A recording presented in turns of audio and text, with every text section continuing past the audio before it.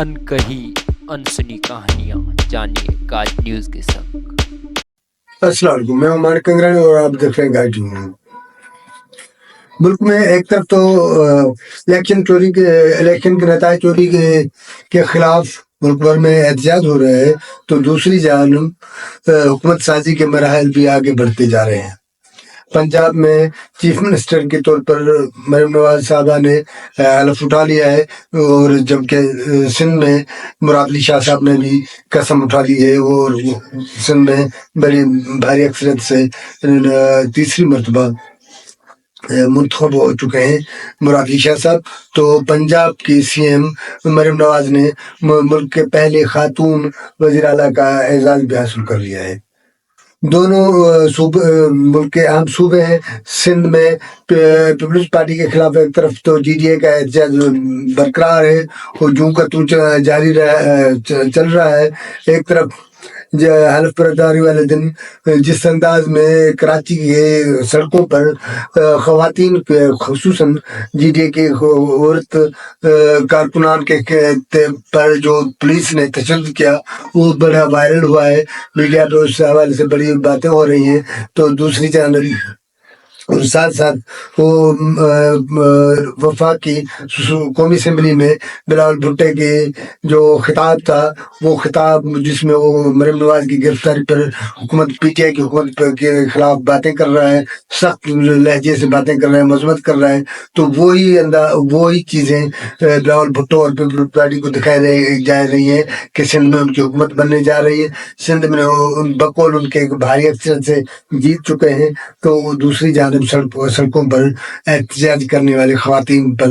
شدید تشدد کیا گیا ہے۔ تو یہ ایک طرف تو یہ معاملے ہے، تو دوسری جانب پنجاب میں مریم نواز نے جس وقت حلف لی، تو جب الیکشن کا مرحلہ آیا تو اپنے مخالف کو اس کو بات کرنے کے حق نہ ملی۔ پی ٹی آئی جو سنی کونسل کے ممبر امیدوار تھے آفتاب احمد صاحب، اس کو بات کرنے کا موقع نہیں ملا، جس پر سنی اتحاد جو پی T I basically P T آئی لیکن سنی اتحاد کے لبادے میں کھڑی ہے، انہوں نے بڑے پیمانے پہ احتجاج کیا، واک آؤٹ کیا، لیکن اس کے باوجود انہیں خطاب کرنے کا موقع نہیں دیا گیا۔ جبکہ مریم نواز نے اپنے پالیسی بیان کی، اپنے صوبے میں خدمت اور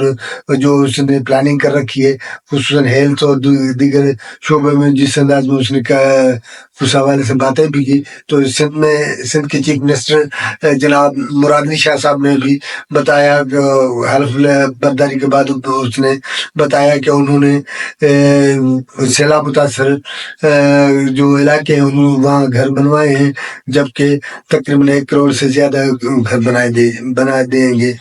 جب وہ حکومت بنے گی، اور اس میں جو جس کے متاثر ہیں وہ غریب ہیں، جن کو گھر بنانے کی وسعت نہیں ہے، انہیں گھر بنا کے دیں گے۔ اب ایک طرف تو یہ جو دعوائیں ہیں وہ خصوصاً ہم سندھ پہ بات کریں گے، پیپلز پارٹی کی بات کریں گے، بلاول بھٹو کے خطاب اور جو بیانے تھے الیکشن کیمپین کے دوران، تو سندھ میں اتنے گھر بنا لیں گے۔ تو ابھی جو دیکھتے ہیں کہ ماضی کا جو ٹریک ہے، ماضی کا ریکارڈ ہے، اس میں تو مخالفین کی جانب سے بھرپور قسم کی تنقید کی جا رہی ہے، باوجود اس کے کہ انہوں نے پیپلز پارٹی کی یہ دعویٰ ہے کہ انہوں نے بڑے کام کیے ہیں، تو اسی وجہ سے انہیں محبتیں ملی ہے، اسی وجہ سے انہیں ووٹ ملا ہے، اور اسی لیے عوام اس کو سندھ کا عوام ان کو چاہتا ہے، جس کی وجہ سے اس نے کلین سویپ کیا ہے۔ مخالفین جس میں G D A function league اور دیگر جو جی ڈی اے کی جماعتیں ہیں، ان کو عوام نے رد کیا ہے۔ ہم اس سے پہلے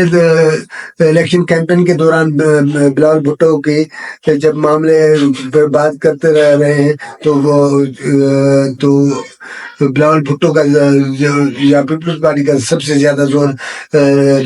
پنجاب پر تھا، اور پنجاب میں اس کو اتنی پذیرائی نہیں ملی، اس کو زیادہ نشستیں نہیں ملی۔ تو اسی دوران جب ہم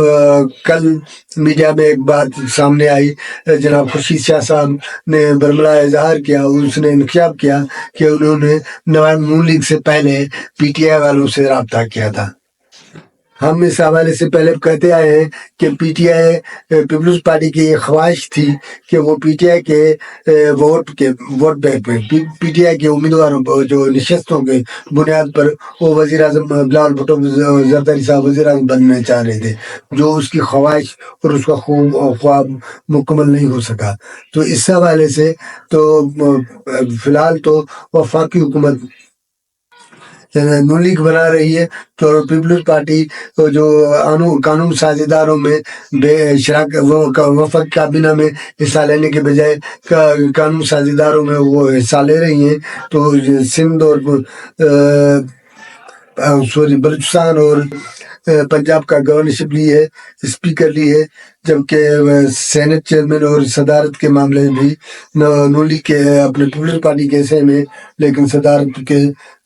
جو معاملہ ہے اس پہ ہم الگ ویلاگ پہ بات کریں گے، کیونکہ وہاں ایک بڑا مسئلہ ہو رہا ہے اور وہ پیپلز پارٹی سے ہاتھوں سے نکلا جا رہا ہے۔ صدارتی امیدواروں پیپلز پارٹی کا خواہش کے مطابق ان کا امیدوار نہیں آ رہا۔ اس حوالے سے ہم اگلے پروگرام میں بات کریں گے، لیکن ابھی جو پیپلز پارٹی اور نون لیگ نے پنجاب اور سندھ میں حلف اٹھائے، وزیر اعلیٰ نے کامیابی حاصل کی ہے، تو ایم کیو ایم کی جانب سے مراد علی شاہ سندھ میں مراد علی شاہ کے خلاف اپنا امیدوار کھڑا کیا تھا، جس کو کوئی ظاہر ہے اس کے حصے میں کوئی 26-27 نشستیں ہیں، اور مل ملا جو ساری اپوزیشن پارٹی ہے، جی ڈی اے اور جماعت اسلامی اور دیگر جو مل بھی جائیں تو ظاہر ہے اس کے پیپلز پارٹی کی نسبت اس کی کوئی اہمیت نہیں ہے، وہ مطلب اس کی جو آداد ہے وہ کم ہے، اسی لیے مراد علی شاہ اپنے بھاری اکثریت سے وہ اپنے تیسری مرتبہ وزیر اعلیٰ بنے ہیں سندھ کے، اور اس نے حلف بھی اٹھا لیا ہے۔ اب وہ کہا یہ جا رہا ہے 7 رکنی کابینہ کا اعلان بھی کیا جائے گا، جس میں ناصر شاہ ہے، اپنے سعید غنی صاحب ہیں، تو دیگر جو ہیں ان کو پہلی جو 7 رکنی کابینہ بنائی جائے گی، جس کے بعد اس میں ظاہر ہے 2 جو صلاح کار بھی ہیں، اور اس کے آگے اس کو کابینہ بنایا جائے گا، وہ آگے کے بعد ہے۔ فی الحال آج جو ہوا ہے تو نواز لیگ کی وزیر اعلیٰ پنجاب میں کامیاب ہو چکی ہے، تو سندھ میں پیپلز پارٹی نے اپنا وزیر اعلیٰ کی بڑی کامیابی اور بڑی لیڈ سے اپنا وزیر اعلیٰ کی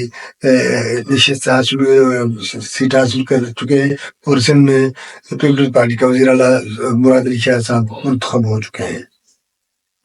تو اب دیکھتے ہیں ہم، ظاہر ہے اس میں پورے میں دعوائیں تو کی نون لیگ کی جانب سے یا پیپلز پارٹی کی جانب سے، اپنے سندھ میں جو مراد علی شاہ صاحب چیف منسٹر بنے ان کی دعویٰ تو ہے، تو وہ پہلے بھی عوام کی خدمت کی ہے، اب بھی وہ خدمت کے بنیادوں پہ یقین رکھتے ہیں، اور پیپلز پارٹی روٹی کپڑا اور مکان کے نعرے کے سائے تلے عوام کی خدمت کرتی ہے، لہذا اسے عوام بھرپور ووٹ دیتی ہے، لیکن یہ ان کی دعویٰ ہے۔ لیکن دوسری جانب یہ ہے کہ عوام سندھ میں اس کے خلاف بھرپور ایک نفرت کا اظہار ہوتا رہا ہے، اور ابھی بھی احتجاج کیے جا رہے ہیں۔ آپ دیکھتے ہیں کہ پیپلز پارٹی اپنی دعویٰ پہ کتنی قائم رہتی ہے، عوام کو کتنا ڈیلیور کر سکتی ہے، کیا دعویٰ صرف ماضی کی طرح ہوگا یا سچ میں بھی اس مرتبہ پیپلز پارٹی عوام کو، مراد علی شاہ صاحب سندھ کے عوام کو ڈیلیور کریں گے، اور متاثرہ جو ہے غریب عوام ہے اس کو اس کی خدمت کی جائے گی، حقیقی معنی میں جو ترقیاتی کام ہے اور دیگر جو معاملے ہیں ان کو، روزگار ہے یا غربت کے حوالے سے مہنگائی ہے، ان ساری چیزوں کے حوالے سے دیکھتے ہیں کہ مراد علی شاہ صاحب اپنی باتوں پہ کتنا قائم رہتے ہیں یا کتنی ڈیلیور کر سکتے ہیں۔